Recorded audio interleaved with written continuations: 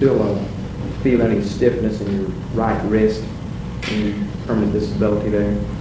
I wouldn't call it a permanent disability, although I certainly have a stiffness in the right wrist. I can't turn the wrist over, and obviously reminded of it every day, every time I eat a meal, because I can't rotate the wrist enough to properly get a fork to my mouth as you normally can. Will you describe for us, as you remember them, the sequence of events, say, from the time the procession began up to the point of the incident?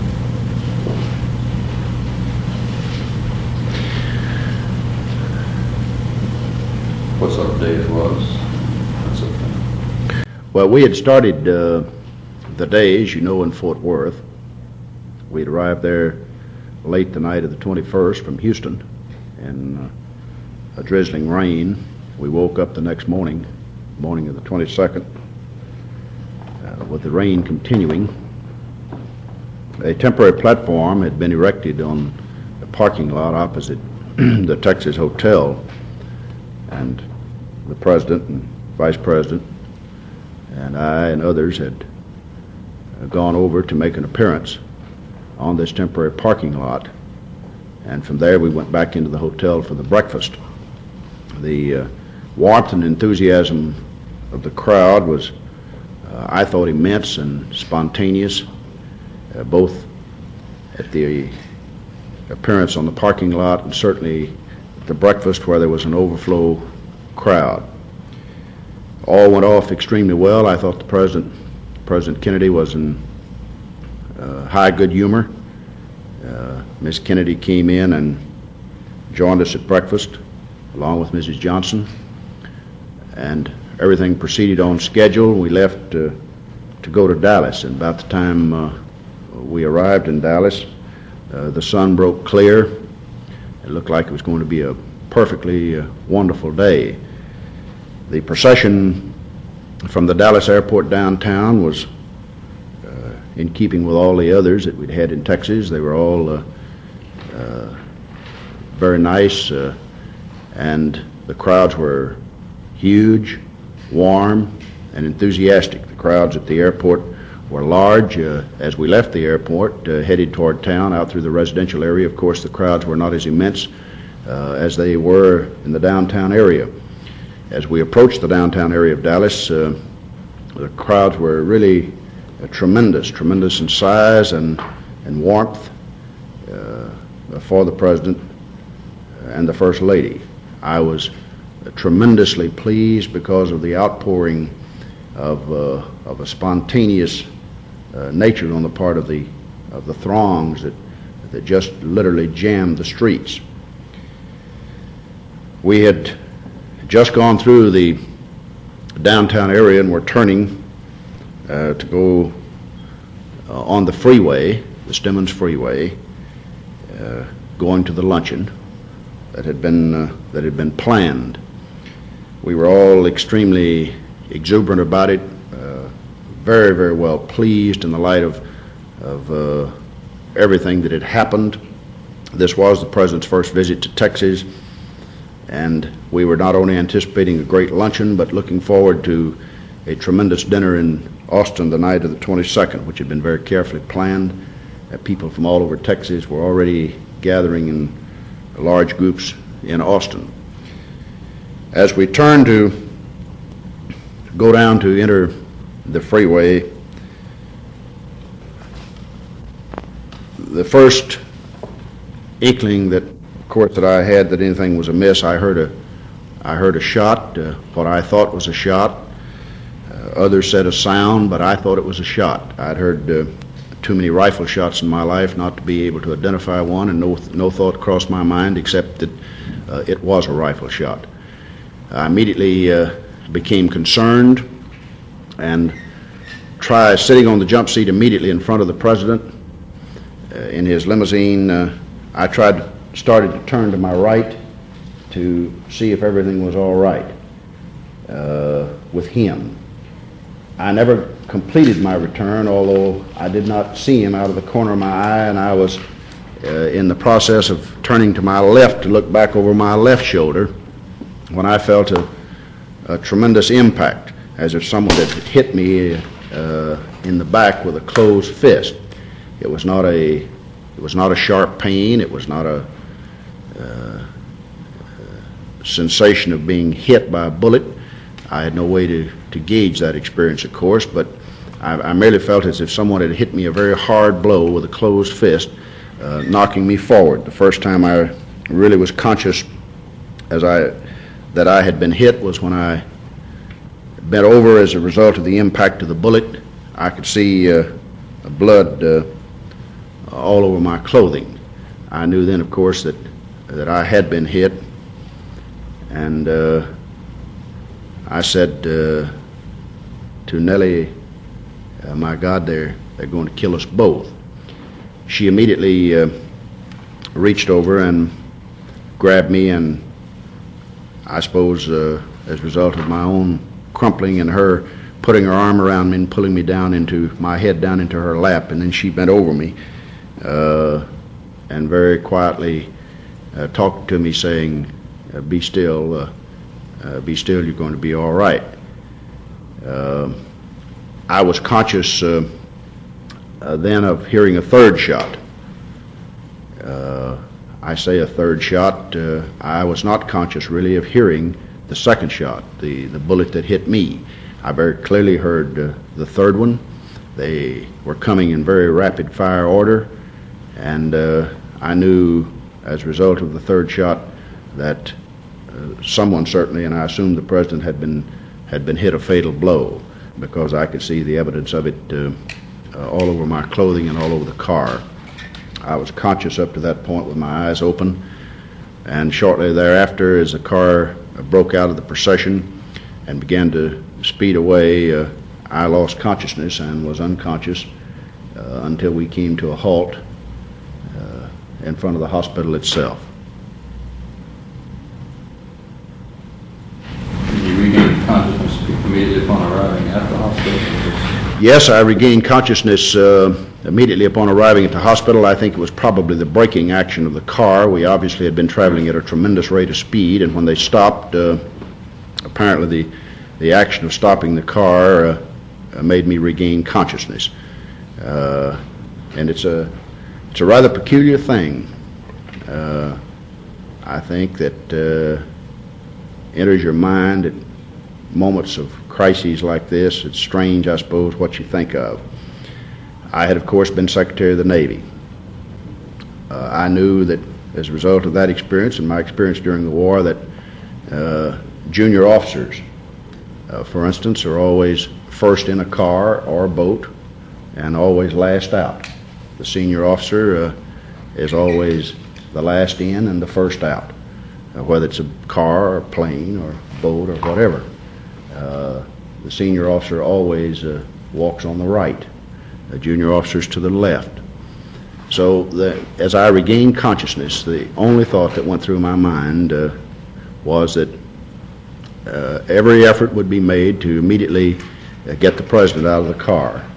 And I was sitting in front of him on the jump seat by the door, and I knew it would be difficult, if not impossible, to get him out of the car without me getting out. So, without saying anything, but motivated by my thoughts, I tried to raise myself up and get out of the car without any help, so that they could get to the president. I didn't have the strength to do it. No one knew why I was doing it. Nellie later said she wondered what I was trying to do when I forcefully lifted my head up and tried to rise out of the seat, and of course when I did so I crumpled again. Someone later then, I heard the talk that was going on around the car. I was conscious during this time, and someone then bodily just lifted me out of the car, and of course then they took the president out. They put me on a stretcher and wheeled me into the hospital. I didn't know exactly where I was, except I knew it was a hospital because I could see the orderlies, the nurses, and hear the talk. And this was the first time that I began to feel any pain. And at this point, the pain became excruciating. It was a very, very intense pain which I felt at this time. Governor, last year you told us that the assassination is still something I think about quite often. And 2 months ago, Chicago said it was almost a nightmare.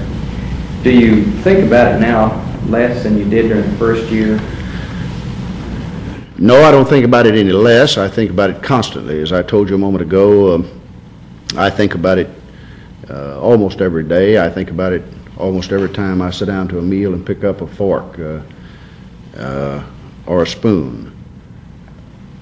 I think the intensity of the feeling has perhaps diminished somewhat because memory fortunately dulls the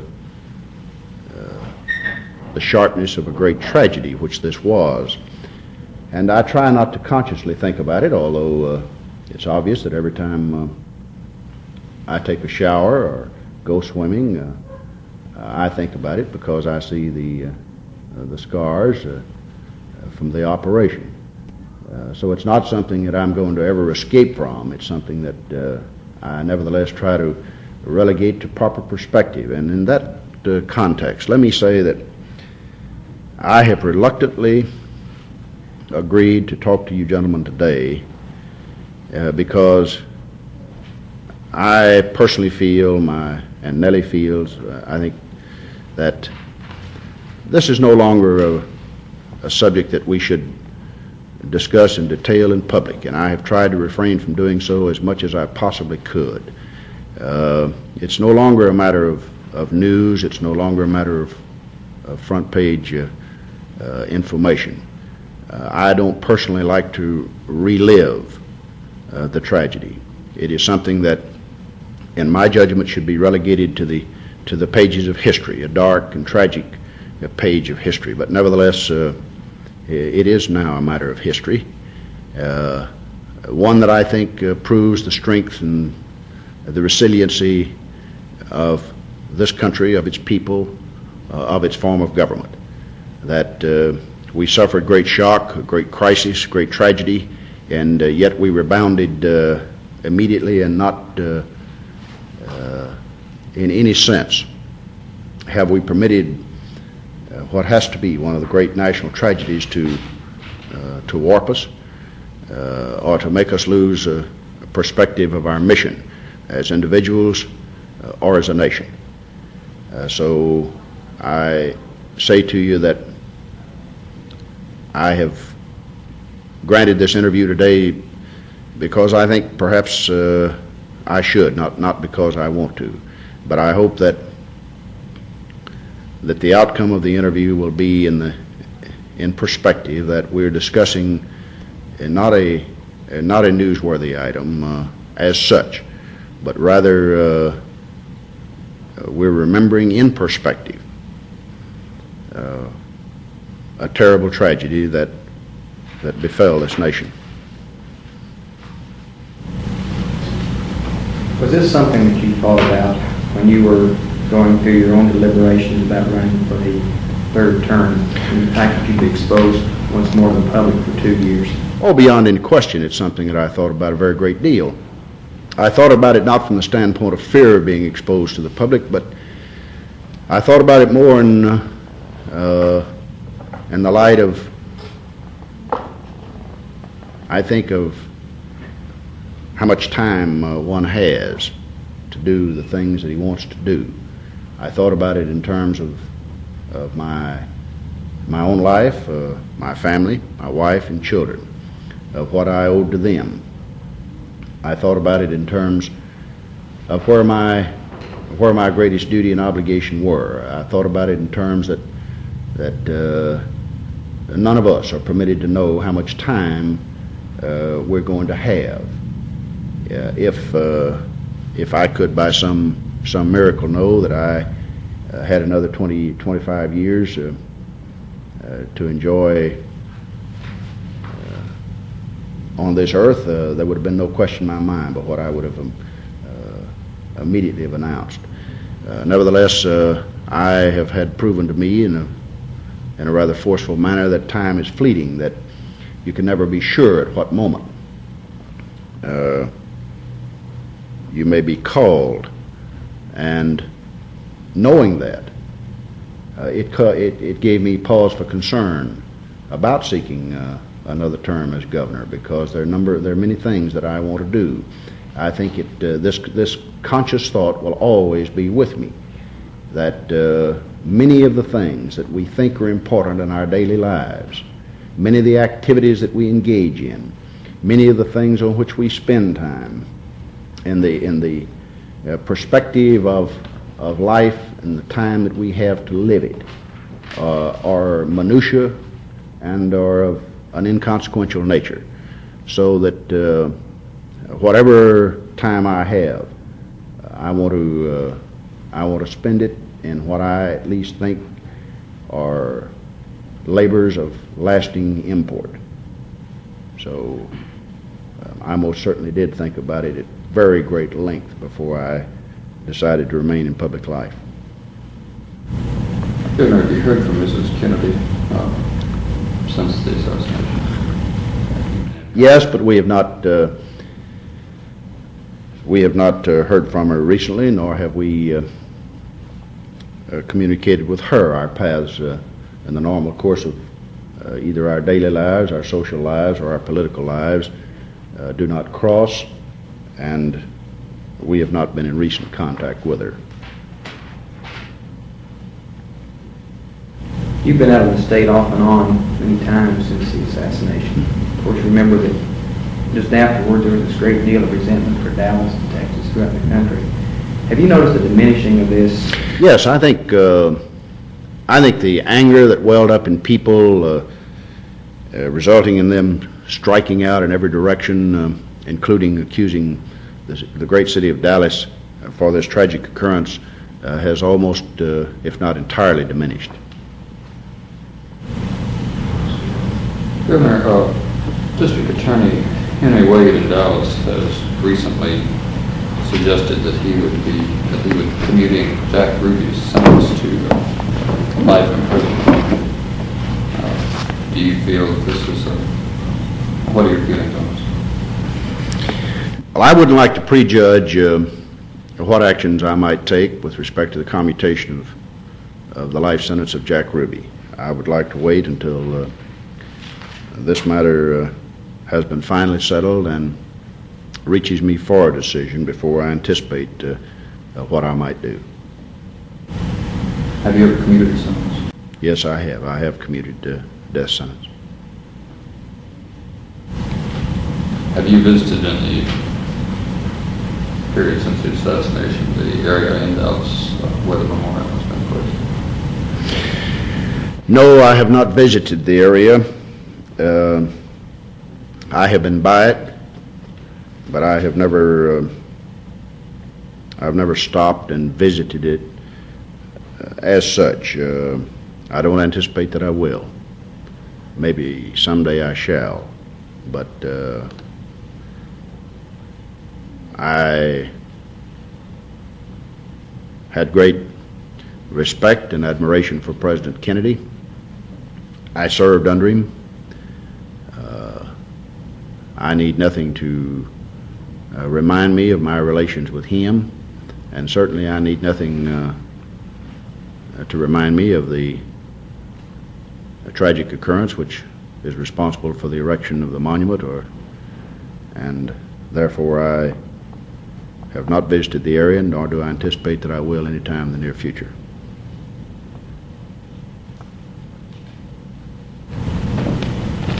At first, you said that you received a number of letters that in some way or other faulted you, the assassination. Have these letters continued, or have they kind of... No, those letters have stopped. I've not received any such letters in several months now. And I never worried about them, particularly in relation to me. I worried about them only in the sense that I think they reflected a strange attitude in the minds of so many people in the country. I was concerned from that standpoint, but not because the letters themselves accused me of being responsible for the president's tragic death, just because I was riding with him. There was a time when Mrs. Connally said that even the sound of a gun, for instance, these salutes for Earhart when he was here, made her jump, made her nervous. Do the two of you still have this feeling about guns, loud noise, that sort of thing? Yes, I think it affects us both. When Chancellor Earhart was here, and this was the first public appearance I had made, and they started sounding the 21-gun salute for him, both of us were visibly shaken by it. Still, any sudden noise, any unexpected noise affects us.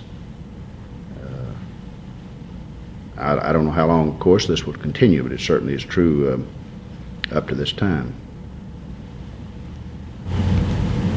You're not a hunter, are you? Yes, I am a hunter, and I'm going to continue to hunt.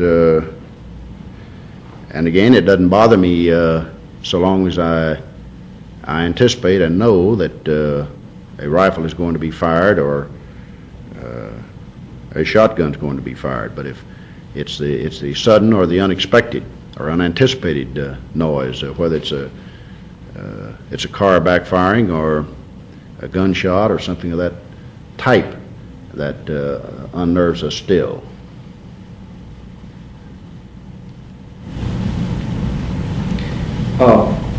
At the time the warrant report was released, of course, Attorney General Carr had his own report that he brought out about the same period. And in there he recommended more coordination between the federal law enforcement agencies and those of the state and local governments.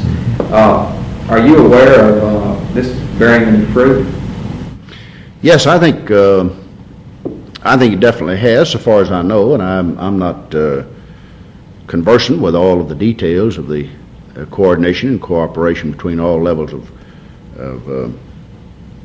law enforcement, but certainly I think it's resulted in a greater awareness and a greater consciousness on the part of local police, certainly the Department of Public Safety, the FBI, and the Secret Service. Secret Service has augmented its forces, it's changed its many of its practices, it's reorganized the whole agency, I gather, from press reports, and I don't think there's any doubt but what there is an awareness on the part of all levels of law enforcement officials that there must be now a degree of cooperation, of coordination, exchange of information to a greater degree than ever before.